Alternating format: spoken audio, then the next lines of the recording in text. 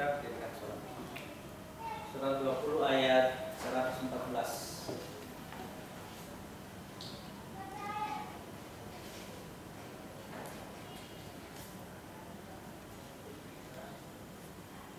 Maka maha tinggi Allah, Raja yang sebenar-benarnya, dan janganlah engkau tergesa-gesa membaca Al-Quran sebelum selesai diwahyukan kepadamu, dan katakanlah, ya Tuhanku, tambahkanlah ilmu kepadaku. Ya, itu masuk dalam doa membaca Al-Quran. Rabbi jidni ilman. Sekarang ditambah warzuqni fahman. Mungkin ada hadis yang menjelaskan, tapi di ayat ini mengatakan Rabbi jidni ilman. Ya Allah, tambahkan aku ilmu. Artinya ketika kita membaca Al-Quran, yang akan kita cari adalah ilmunya. Ya, ilmunya bukan hanya sekedar menggerak-gerakkan lisan kita untuk mengikuti rules yang ada. Kita mencari ilmu dari membaca Al-Quran. Ya Allah, tambahkan aku ilmu. Jadi kalau seumpamanya ilmu itu memang sudah ada dari para sahabat, dari Nabi, ya biar dari sahabat saja kita mendengarkan ilmu. Tidak perlu lagi kita minta ilmu ketika membaca Al-Quran. Cukup apa yang diceritakan oleh para sahabat. Kalau memang ilmunya sudah ada, tapi Allah katakan, berdoalah, ya Tuhanku, tambahkan aku ilmu. Artinya ilmu Allah masih luas, lebih daripada apa yang telah disampaikan oleh manusia. Ilmu Allah sangat luas, tidak terbatas. Apa yang dikatakan oleh Nabi, apa yang dicontohkan itu sesuai dengan kadar kemampuan manusia pada saat itu, tidak berlebihan. Surat 58 ayat 11. Surat 58 ayat 12.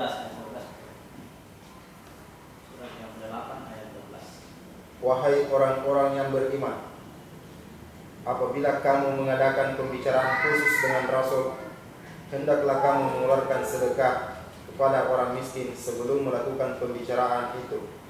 Yang demikian itu lebih baik bagimu dan lebih bersih.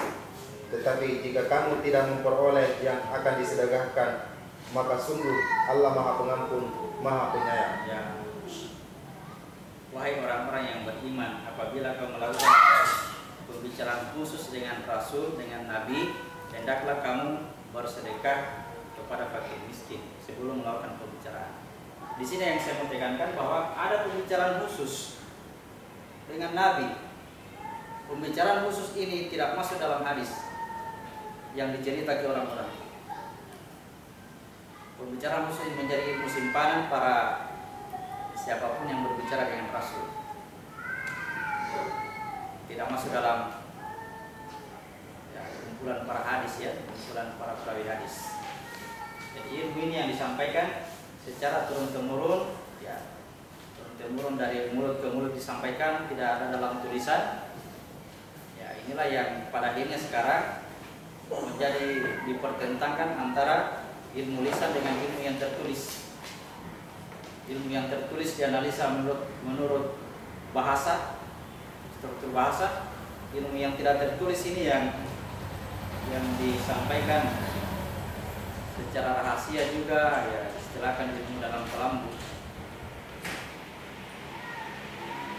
Jadi ada ilmu yang tidak tertulis yang hanya bisa disampaikan dari. Jadi kita tidak perlu lagi khawatir, ragu-ragu dengan apa yang kita lakukan tentang praktik sholat yang kita dapatkan dari Al-Quran. Kenapa mesti ada tarik nafasnya? Kenapa mesti ada mengancingnya? Nanti sudah mengancing baru ada gerak dan baca. Dan gerak dan baca sudah mengancing. Umpama takbir, sesudah mengancing baru takbir. Dia sesudah takbir, yang kita baca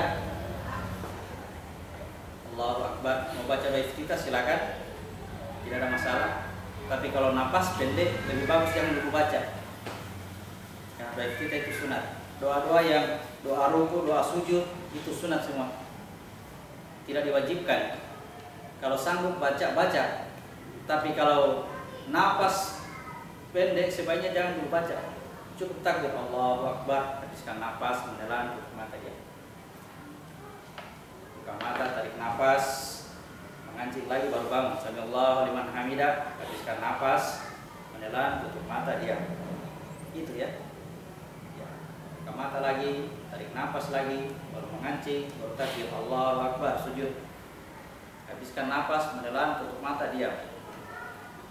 Tapi kalau sudah teratur itu, ya lanjutkan dengan bacaan doa. Intinya tertib, jangan sampai karena membaca doa ini sudah terjadi perjalanan di sini, napas sudah menjemput ini sujud, kemudian terangkat ke atas mengikuti napas, tiba-tiba doanya panjang, tarik napas lagi, turun lagi. Kalau turun lagi baru, ya perjalanan itu dikatakan dia menoleh ke belakang. Dia sudah melanjutkan perjalanan, tiba-tiba dia menoleh ke belakang sebelum sampai ke tujuan. Dalam keadaan terpaksa itu misalnya karena batuk atau tersedak sehingga napas tidak bisa dilanjutkan, ya terpaksa tarik kembali. Sekali tarik ulang, tarik semua napasnya, kemudian mengancing, ya kancing lagi, angkat lagi sujud, ya kancing lagi baru habiskan sampai ke atas, supaya perjalanan sampai ke sini, ke kapal Nabi Nuh. Ya, kenapa mesti turun? Karena kekuatannya ada di sini, powernya. Turun dulu baru naik. Ingat cerita Zulkarnain, ke sebelah barat dulu tempat terbenamnya matahari. Kemudian dia berjalan sampai ke sebelah timur, tempat terbitnya matahari. Lalu dia melanjutkan perjalanan sampai di antara dua buah gunung. Di sini jalankan tugas khalifahnya. Ya, tugas khalifah sini.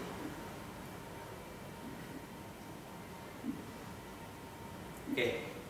Jadi yang saya ingin tekankan supaya kita melakukan sholat yang kita tulis kemarin dengan pengetahuan, ya tidak ada keraguan-keraguan, karena ini petunjuk dari Al-Quran. Ilmu Al-Quran masih luas. Yang saya sampaikan ini baru sebagian kecil dari masih banyak ilmu yang belum terungkap dari Al-Quran.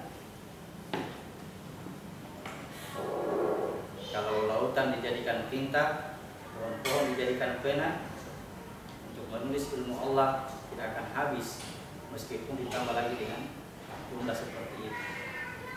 Artinya kalau ilmu Allah luas, kita paham tentang itu, tidak ada itu perdebatan. Tidak ada perdebatan. Kalau orang memahaminya seperti itu, ya mungkin dia benar. Yang penting dia lakukan, dia kerjakan, dan dia mendapatkan kebenaran dengan itu. Tidak mesti sama.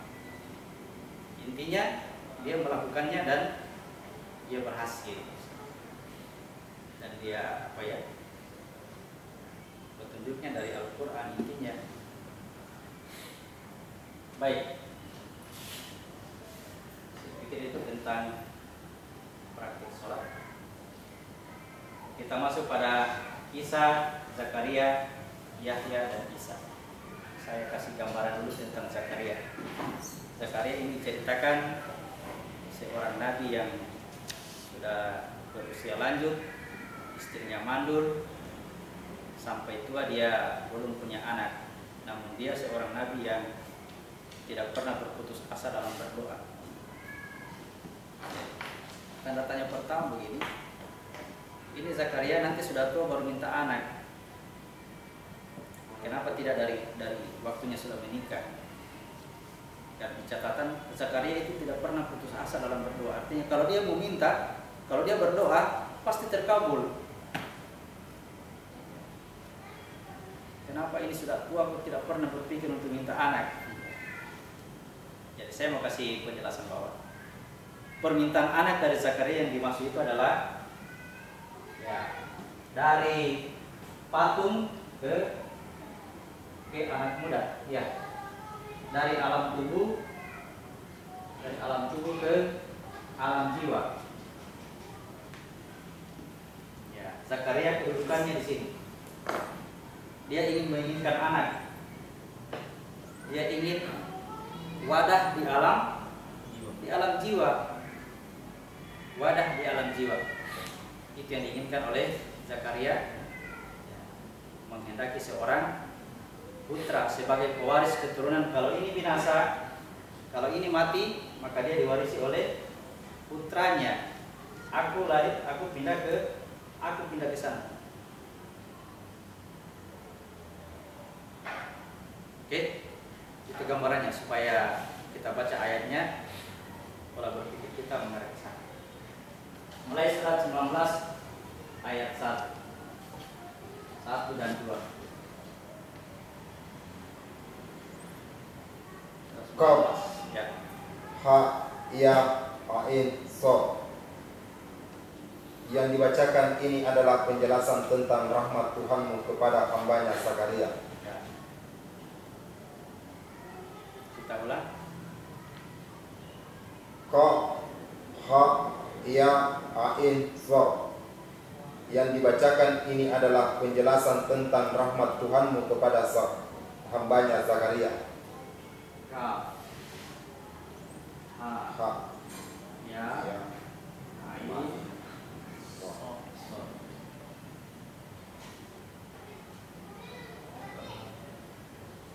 Yang mau dijelaskan di sini bagaimana caranya Zakaria dapat rahmat. Bagaimana caranya Zakaria dapat rahmat.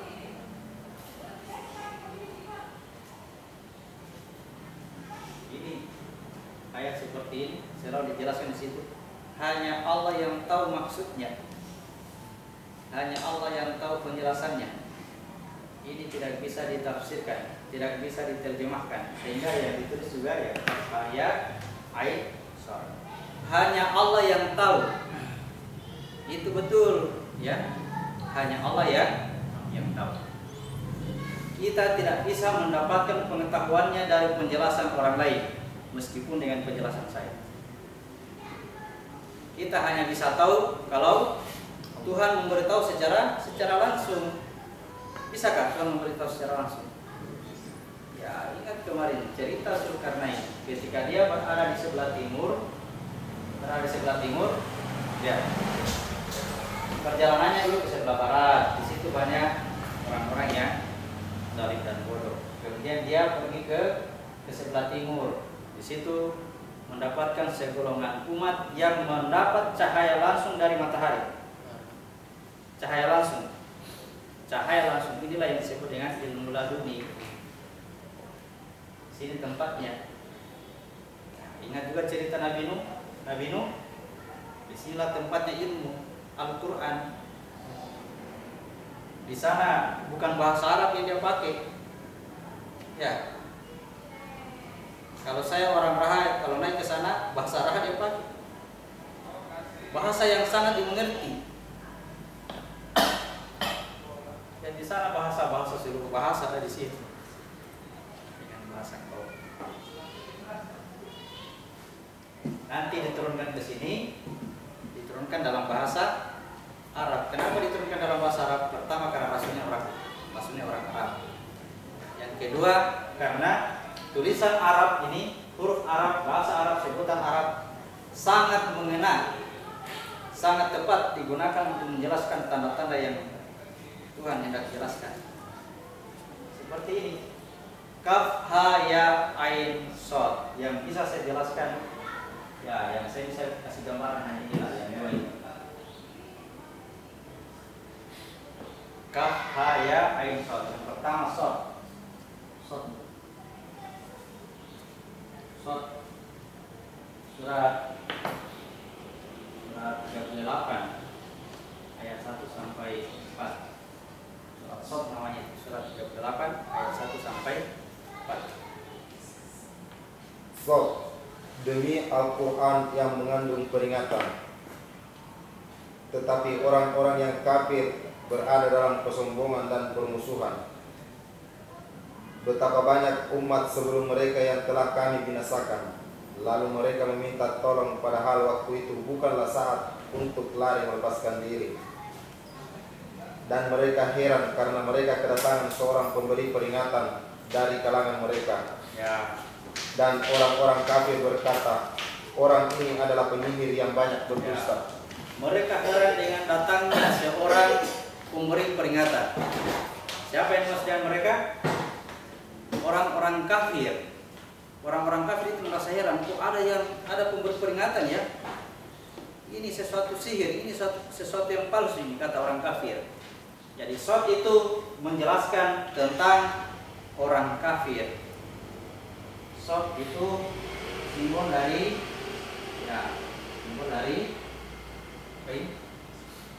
apa itu? Sperma. Inilah sperma yang masuk ke dalam ovum, kemudian membentuk jasad. Ya.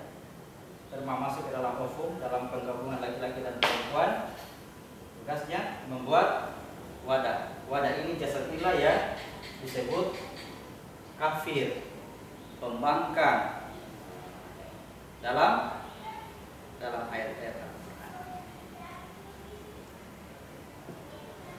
Jadi kalau kita mengerti ini, tidak perlu lagi tunjuk-tunjuk orang-orang siapa yang kafir, tidak perlu lagi tunjuk, karena kekafiran itu melekat pada diri kita. Gara-gara inilah yang menjadikan kita zalim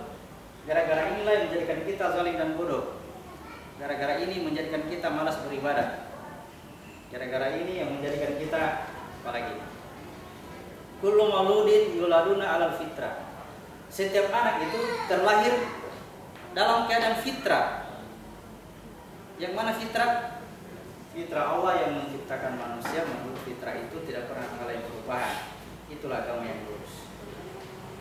Semua manusia melewati rumus ini. Aku di dalam rahasia, aku di dalam ruh, aku di dalam jiwa. Ya.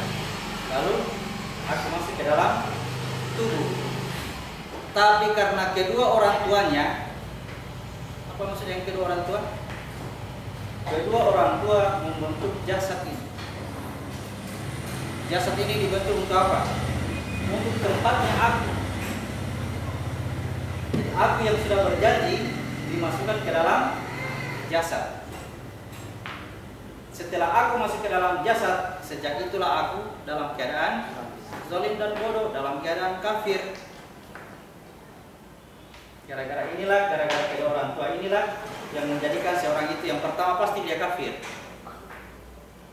Kemudian kalau dia ingin kembali kepada Tuhannya, melakukan suatu perjalanan kembali dan dia memasuki alam jiwa, namun masih ada pengaruh jasadnya ini, maka dia menjadi seorang Yahudi.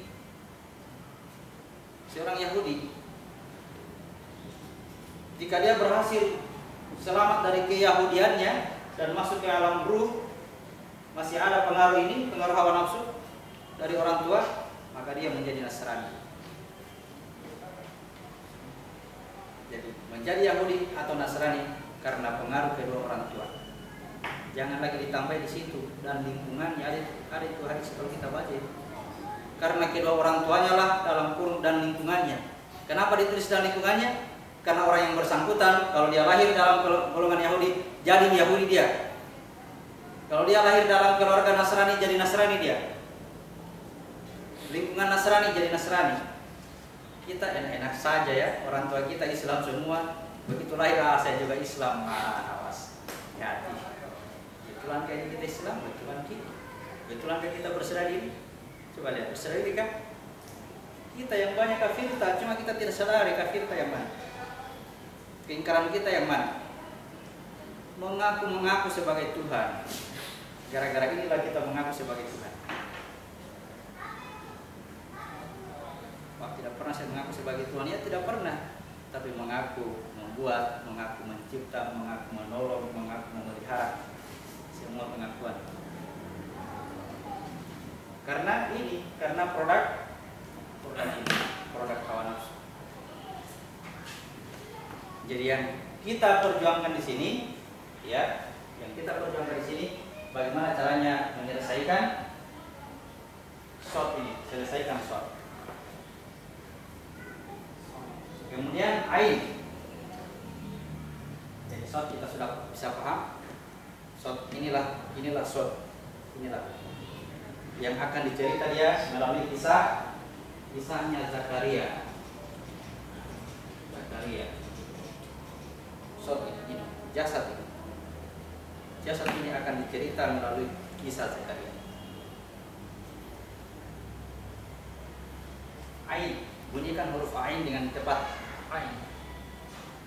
Tempat keluarnya itu huruf, disitulah batas antara yang nyata dengan yang gaib. Kalau napas sudah sampai di kerongkongan, selesailah itu masa yang nyata, selesailah masa ini. Batas. Ke atasnya itu dicerita oleh nabi-nabi yang lain. Ini perintah dari Tuhan. Perintah kepada benar untuk menulis. Begitu pada menulis, yang dia tulis adalah basmalah itu atau huruf H ya. Ditulis oleh pena. Ya, huruf H. Dia menulis ini dengan nama Allah yang Maha Pengasih dan Maha Penyayang. Ini dia tulis. Merubah alam gaib menjadi nyata. Nah, dengan perintah itu terbentuklah isinya. Ini isinya tubuh, ya, isinya tubuh. Yang dikisahkan nanti dikisahkan melalui kisah Yahya.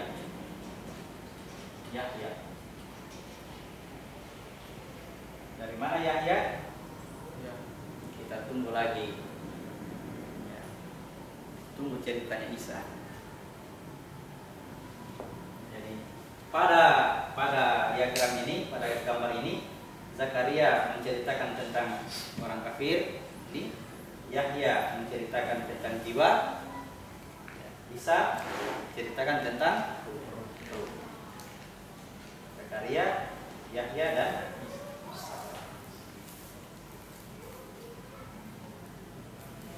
belum ada yang berani jelaskan ini. Yang bukan ini rahasia, Rahasia itu kalau sudah lihat sendiri tidak bisa dicerita. Mau cerita sama siapa? Karena semua yang kita lihat di sini sudah terkumpul di situ. Sudah satu diri di sana. Jadi kalau ada orang mengaku bertemu Tuhan lalu dia berkata, saya sudah bertemu Tuhan, orang itu salah. Kalau dia sudah bertemu Tuhan, mau bilang sama siapa? Ya, mau bilang sama siapa? Ini orang-orang semua. Ternyata ada di atas semua ini. Mereka lebih tinggi daripada aku. Aku yang paling rendah. Mereka semua paling tinggi. Wah. Bagaimana bisa merendahkan orang lain kalau kita sendiri yang ada pada titik kerendahan? Kalau tidak ada lagi yang paling rendah di bawahnya kita, berarti selesai pengetahuan. Dan kalau masih ada lagi yang lebih rendah di bawahnya kita, periksa dulu, perjalanan belum selesai. Di atas langit masih ada langit. Ya. Sampai di atas langit masih ada langit. Naik lagi ke atas masih ada langit. Sampai saya katakan, tunjukkan mana langit yang paling tinggi. Dia katakan, perhatikan semua apa yang ada di bawah. Perhatikan semua. Sudah. Habis itu dia bilang, tutup mata. Begitu tutup mata, tak loncat ke tempat tinggi sekali. Ini yang paling tinggi. Saya bilang, perhatikan yang ada di bawah. Tidak ada, hilang semua. Lihat di atasnya. Semua tadi yang ada di bawah terkumpul di atas. Itulah titik yang paling tinggi. Titik yang paling tinggi adalah yang paling rendah. Titik yang paling tinggi adalah yang paling rendah. Inilah Allah memuliakan Bani Israel dibandingkan umat-umat yang lain. Siapa itu Bani Israel? Yang lahir dari keturunan Ibrahim, Ismail, Yakub. Masih ingat Ibrahim, Ismail? Ya, itu yang paling tinggi. Manusia biasa seperti ini, bukan yang bergaya seperti jin, bergaya seperti malaikat, saktinya luar negeri. Saya kira sudah.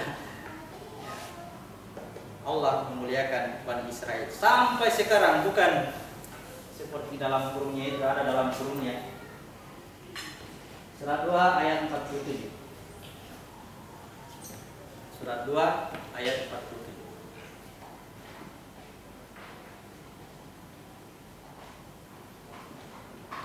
Wahai Bani Israel, ingatlah nikmatku yang telah aku berikan kepadamu, dan aku telah melebihkan kamu dari semua umat yang lain di alam ini. Nikmat apa yang diberikan kepada Bani Israel? Nikmat apa?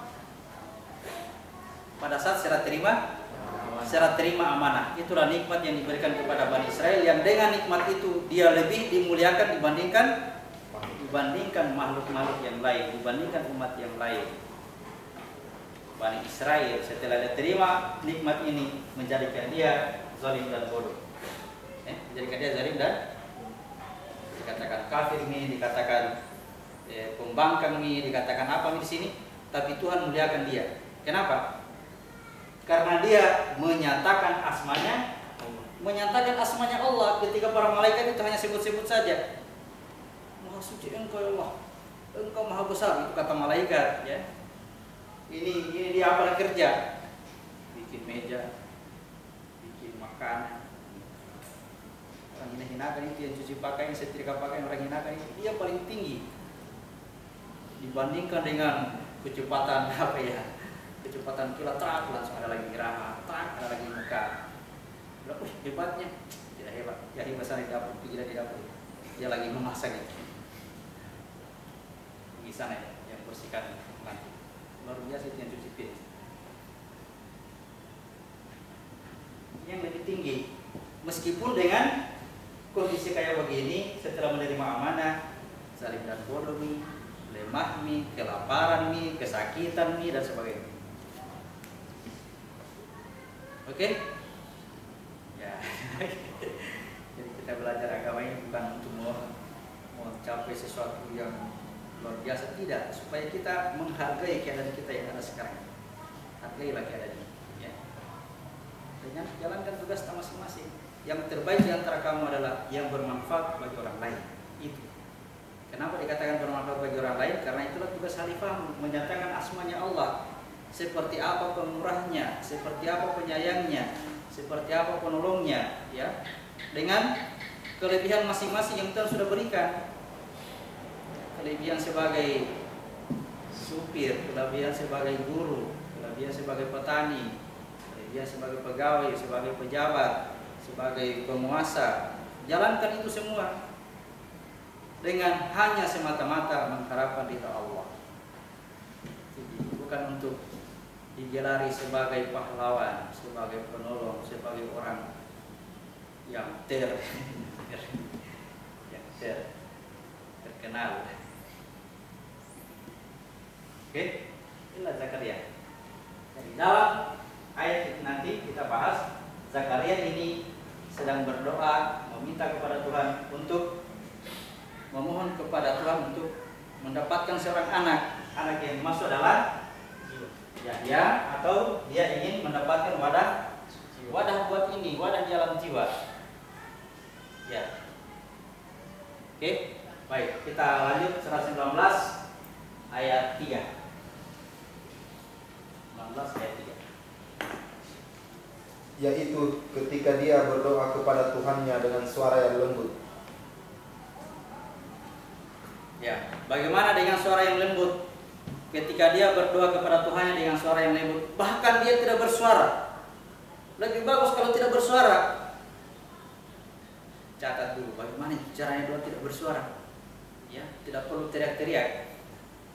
Semakin diteriaki semakin tidak dikasih, tidak dikabulkan itu, semakin tidak dikasih anak. Ya. Kalau mengharapkan anak ini, berdoa dengan suara yang keras, tidak akan dikasih anak. Harus dengan suara, kalau perlu tutup. Jangan ngomong-ngomong. Sekali di ngomong terhapus lagi. Karena dengan suara, ya, suaranya lembut, tapi ini kerja keras. Ya, suaranya lembut, tapi dia kerja keras. Mulutnya ditutup, tangannya yang berbicara. Pernah tangan berbicara? Karena sudah capek menegur, akhirnya tangannya bicara. Pernah dengar begitu? Ya, tangan bicara itu bagaimana itu? Tempelek. Ya, tangan bicara artinya dia bekerja. Tutup ini, gunakan yang ini, gunakan. Lain kalau pekerjaannya sebagai guru, ya pasti menyampaikan kebenaran, mesti disampaikan. Tapi ditutup juga baru gambar-gambar saya kasih. Ada yang pekerjaannya di situ. Itu maksudnya bekerja, jangan cerita. Ya. Kemudian jangan ceritakan apa yang kita kerja. ayat 4. Zakaria berkata, "Ya Tuhanku, sungguh tulangku telah lemah dan kepalaku telah dipenuhi uban. Dan aku belum pernah kecewa dalam berdoa kepadamu, ya Tuhanku." Ya. Dia sudah tua, kepalanya sudah dipenuhi. Ya, kira-kira yang penting belum berubah. Nggak ada contoh. Apa maksudnya dia tua? Dia sudah tua, kepalanya dipenuhi uban, berarti dia bukan penduduk surga. Ya, dia bukan penduduk surga. Penduduk surga itu pasti orang muda. Tidak ada nenek-nenek masuk surga. Selalu orang muda. Itu kiasan, ya, bahwa dia menjelaskan tentang ini, ya, tentang jasad ini, yang penduduk surga ini. Aku rahasia, aku masuk di surga, aku di alam jiwa. Kalau ini tidak pernah tua, begitu terus. Ya. Seorang pemuda-pemuda yang gagah semua, ya, mau anak, mau bapak, mau cucu, mau cicit, seorang pemuda semua. Kalau dia bercerita orang tua, berarti bukan rahasia, bukan ruh, bukan jiwa, melainkan jasa. Ya, seorang tua, rambut. Kenapa dikatakan ini? Karena ini terikat oleh ruang dan waktu ini, terikat ruang dan waktu. Suatu saat akan habis, suatu saat akan binasa. Persoalannya kalau dia binasa, mau kemana dia? Kalau dia tidak punya anak, bahaya ini, bahaya dia. Dia mesti punya anak. Ya, tua kemudian berubah. Ayat 5. Dan sungguh aku khawatir terhadap sahabatku sepeninggalku. Ya, kalau ini akan meninggal, kalau ini sudah habis, khawatir siapa yang akan mewarisi dia, siapa yang melanjutkan generasinya kalau ini habis. Ya, lanjut. Padahal istriku seorang yang mandul. Istrinya mandul. Apa itu istri? Bungkusnya, ya, bungkusannya aku. Istriku mandul. Istriku mandul artinya bungkusan ini, wadah ini tidak bisa membuat anak. Artinya apa? Anak ini diperoleh bukan atas kerja sendiri, bukan kita yang buat. Ya, saya kerja ini, saya lakukan ini, saya lakukan. Itu tidak punya anak. Tapi kalau katakan semua ini Tuhan yang lakukan, itu akan punya anak. Paham? Makanya dikatakan istrinya mandul, tidak bisa melahirkan anak. Apa itu istri? Wadah. Ingat kemarin wadah, ya? Sudah jelaskan barangkali itu istri 3, istri 4. Itu wadah semua itu, ya. Bungkusan. Istrinya mandul berarti dia istri ini atau wadah ini, jasad ini tidak bisa dia membuat anak, tidak bisa. Dia hanya melakukan tugas khalifahnya, Tuhan yang gantikan. Ketika tangan diserahkan kepada Tuhan, lalu tangan ini menjadi tangan Tuhan, menjadi tangan penolong, tangan ini menjadi wadah untuk kedepannya. Selepas dari jasad ini, lepas dari jasad sudah ada jiwa menunggu sini. Itu yang dimaksud dengan anak. Jadi, kalau dia tidak mandul, kalau istrinya tidak mandul, Zakaria tidak akan punya anak. Balik. Kalau istrinya tidak mandul, Zakaria tidak akan dikasih anak. Doanya pasti tidak akan dikabulkan. Pasti dia bilang, Tuhan, iyo, pikir mau sendiri. Coba mau ibadah mau habiskan semua harta, baru kita baru hitung. Kumpul semua pahala ibadah. Banyak sekali pahala ibadah ini. Katakan oleh Allah, oleh Tuhan, masuklah kamu ke surga karena rahmatku. Jangan begitu, Tuhan. Saya sudah capek beribadah ini 70 tahun, saya sholat tidak pernah tinggalkan, tidak pernah melakukan kejahatan. saya sholat, saya puasa, saya zakat, saya haji, saya menolong orang, pokoknya lengkap semua ibadah. Bilang hitung pahala ibadahmu, lalu ditimbang satu biji mata. Ini biji mata ini yang kita gambar kemarin, biji mata. Ya, ini ya, masih lihat gambar bekas-bekasnya. Nur awan nur, cahaya di atas cahaya. Di dalam itu ada pelita, ini mata. Di belakangnya titik api, titik fokus. Kenapa mata yang disebut situ? Timbang dengan telinganya, bukan telinga, mata yang sudah timbang satu biji, ya. Karena apa? Karena ini mencakup seluruh ilmu Allah, dari sumbernya kemudian ke masih lihat tidak lihat. Nanti kita buka lagi saatnya surat An-Nur, ya. Nanti kita buka huruf B, ya, supaya tidak lari di materi. Jadi istri harus mandul. Artinya apa? Ini harus menyatakan ketidakberdayaannya. Dia mesti berserah diri. Kalau sudah berserah diri, baru bisa dibuatkan anak. Jadi doanya Zakaria adalah bekerja keras menjalankan tugas kekhalifahan. Itu doanya Zakaria. Bekerja keras menjalankan tugas kekhalifahan dengan kepasrahan ketidakberdayaan, sehingga dia berserah diri kepada tugas. Baik. Sudah ayat 5. Lanjut. Maka anugerahilah aku seorang anak dari sisimu. Ya. Ayat 6. Yang akan mewarisi aku dan mewarisi dari keluarga Yakub, dan jadikanlah dia, ya Tuhanku, anak yang diridhoi. Ya. Yang mewarisi keluarga Yakub, jadi yang disebut nama-nama di situ adalah pelengkapnya jasad ini. Pelengkapnya jasad. Kalau jasadnya sudah hancur, siapa yang akan mewarisi? Anaknya itu Zakaria, anaknya Zakaria. Dan anak yang dimaksud adalah alamnya jiwa. Ingat kemarin cerita Ibrahim, penghancuran patung. Ya, yang menghancurkan patung adalah seorang pemuda, seorang anak muda.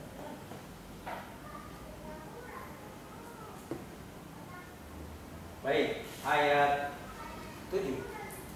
Allah berfirman, wahai Zakaria, kami memberi kabar gembira kepadamu dengan seorang anak laki-laki namanya Yahya. Ada berita gembira. Aku akan berikan kepadamu seorang anak namanya Yahya. Aku akan berikan kepadamu seorang anak namanya Yahya. Yang tidak pernah ada nama sebelum itu. Tidak pernah ada nama yang seperti ini yang ya, lanjut ayat masih lanjut. Yang kami belum pernah memberikan nama seperti itu sebelumnya. Ya, sebelumnya nama itu bukan Yahya. Ya, sebelumnya bukan Yahya. Tidak pernah. Pokoknya lama baru bilang, ini ada anak. Siapa anak itu? Namanya Yahya. Sebelumnya tidak pernah punya anak seperti ini. Ya. Sebelumnya. Nanti sudah ya selesai masa kerjamu, selesai masa praktek aplikasi Alifamu, baru bisa mendapatkan anak seperti itu. Ayat 8. Zakaria berkata, ya Tuhanku, bagaimana aku akan mempunyai anak, padahal istriku seorang yang mandul, dan aku sendiri sesungguhnya sudah mencapai usia yang sangat tua. Zakaria juga heran, kok bisa? Kenapa bisa ini? Kenapa saya bisa punya anak? Nah, saya ini sudah lemah, tidak berdaya, istriku mandul, saya bisa punya anak ya? Ya, tadi sudah berdoa itu, ya Tuhan, tidak pernah saya berputus asa dalam berdoa kepadamu. Berikan aku seorang anak. Begitu Tuhan katakan, aku akan berikan kamu seorang anak, bertanya lagi, kok bisa? Ya, bagaimana bisa ini? Saya sudah tua, istriku mandul. Ingin ditekankan bahwa kalau tidak merasa tua, kalau tidak mandul, tidak bisa punya anak, tidak bisa diberi anak. Kita tidak bisa ciptakan anak dengan kekuatan sendiri. Anak yang saya maksud adalah anak jiwa. Ayat 9.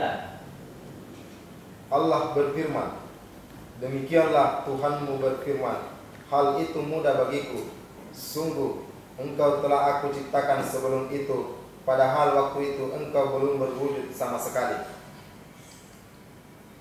Bilang Tuhan itu gampang sekali kalau saya mau kasih kau anak. Gampang sekali saya berikan anak ini yang bernama Yahya ini. Kenapa bisa? Karena kamu dulu itu pernah ada, tapi kamu tidak dapat dikatakan sesuatu. Kamu dulu pernah ada, tidak dapat dikatakan sesuatu.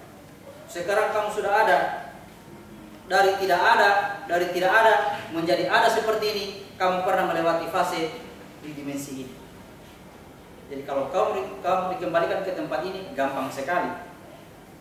Ya, kamu tadinya tidak ada. Ada tapi tidak ada. Kamu sudah punya sadar bahwa aku ada, tapi aku tidak punya wujud. Dibahasakan ada tapi tidak ada. Sini ya. Aku adalah rahasia. Baca ulang ini surat 67, surat 76 ayat 1. Surat 76 ayat 1. Bukankah pernah datang kepada manusia waktu dari masa yang ketika itu belum merupakan sesuatu yang dapat disebut? Ya. Pernah ada pada manusia suatu masa ketika itu tidak dapat dikatakan sesuatu, atau sesuatu yang tidak bisa disebut. Kalau disebut pasti salah, makanya tidak bisa disebut. Setiap manusia seperti itu.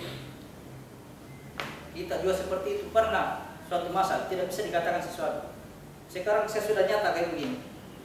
Dari proses tidak dapat dikatakan sesuatu sampai nyata kayak begini, pernah melewati suatu masa di dimensi ini. Makanya untuk diberikan fasilitas seperti ini sangat mudah bagi Allah. Kenapa? Tinggal kembali saja. Kembali kepada Tuhan, pasti dapat.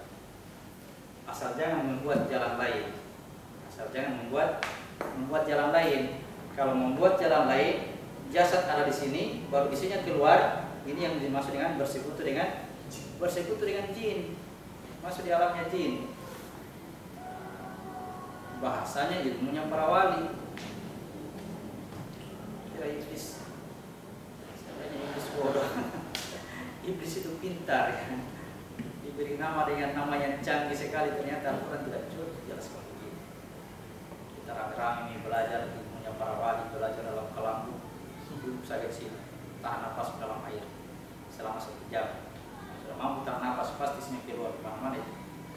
Itu ilmunya para wali.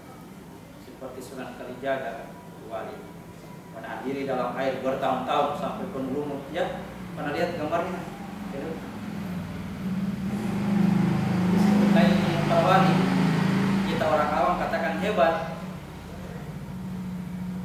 Saya bilang seandainya iblis berpenampilan aslinya, matanya merah, bertanduk, telinganya kuncing. Pernah lihat? Seandainya iblis tampilannya seperti itu, pasti ditawa ini iblis kok pindah. Tapi kalau sudah bersorban nih, Assalamualaikum warahmatullahi wabarakatuh. Yang sembarang baca Al-Quran ya. Sesat itu. Saya mau tanya, sekarang saya tidak baca Al-Quran, apakah saya sesat? Sekarang saya tidak baca Al-Quran, tidak. Saya jauh dari Al-Quran, apakah saya sesat? Pasti bisa sesat. Sekarang saya mendekati Al-Quran, apakah saya sesat? Sudah sesat memang sebelumnya. Jangan membaca Al-Quran, nanti kamu sesat. Kalau saya tidak baca Al-Quran, tenang-tenang di sini, sesat apa tidak saya? Mendekati Al-Quran dikatakan sesat. Tak balik-baliknya ini ilmu ya. Assalamualaikum warahmatullahi wabarakatuh. Ini ada kamera ya. Munculkan lagi di YouTube. Jangan larang orang pelajari Al-Quran. Seburu-burunya pelajari dengan catatan. Jangan selalu mengambil, jangan cepat mengambil kesimpulan. Seperti tadi ya. Jangan kamu cepat-cepat membacakan Al-Quran sebelum selesai dibagikan. Artinya apapun yang disampaikan kepada kita pengetahuannya catat dulu, ya. Karena kalau dia berasal dari hawa nafsu, pasti bertentangan dengan ayat yang lain. Satu diperintahkan bunuh diri, satu dilarang bunuh diri. Apa ini? Apa maksudnya ini? Karena kita memahaminya dengan hawa nafsu. Tapi kalau kebenaran tidak seperti itu. Dua-duanya benar ini. Satu mengatakan Isa disalib, satu mengatakan bukan Isa yang disalib. Itu dua-duanya benar. Kalau bertentangan ya pasti hawa nafsu yang kita pakai.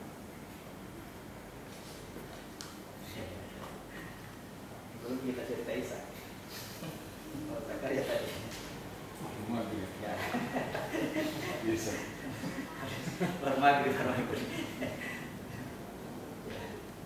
Jadi telah ada masa pada diri manusia, termasuk kita ini semua. Tadi awalnya adalah rahasia, tidak dapat dikatakan sesuatu, ya. Begitu keluar dari diri yang satu, aku adalah rahasia. Aku tidak dapat dikatakan sesuatu.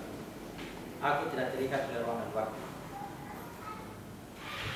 Dan ketika aku keluar dari diri yang satu, yang lain belum ada, yang ada hanya aku. Jadi kalau dicari siapa manusia pertama? Aku. Ayo angkat tangan aku manusia pertama. Angkat tangan cepat. Bagaimana menjelaskan tentang manusia pertama keadaan? Diturunkanlah Nabi namanya Adam, menjelaskan tentang keadaan pertama ketika kita sendirian pada saat itu, tidak ada yang lain. Dimunculkanlah pada kita pasangannya namanya Hawa. Apa itu Hawa? Pembungkus, dibungkus oleh cahaya. Dari cahaya ini terbentuk segala sesuatu. Akhirnya berwujudlah seperti ini. Begitu buka mata nih, wah yang paling wujud seperti ini di sini. Ini semua kalau kembali ada di sana. Menyatu semua di sana satu diri. Makanya di sana tidak ada teman, di sana sendirian. Kenapa satu diri? Tiba di sini menjadi berbagai suku bangsa. Jadi kalau mau kembali kepada keutuhan diri, tidak boleh ada masalah di sini. Tidak boleh ada masalah kemanusiaan di sini. Hubungan dengan manusia harus, meskipun orang itu jahat, orang itu kafir, orang itu pembunuh, orang itu apapun keadaannya dia, tidak boleh ini hati mau berpisah dengan dia. Kalau berpisah dengan dia berarti ada yang kurang satu. Kalau kurang satu, naik ke atas pasti cacat. Karena apa? Karena manusia satu diri. Entah apa yang cacat.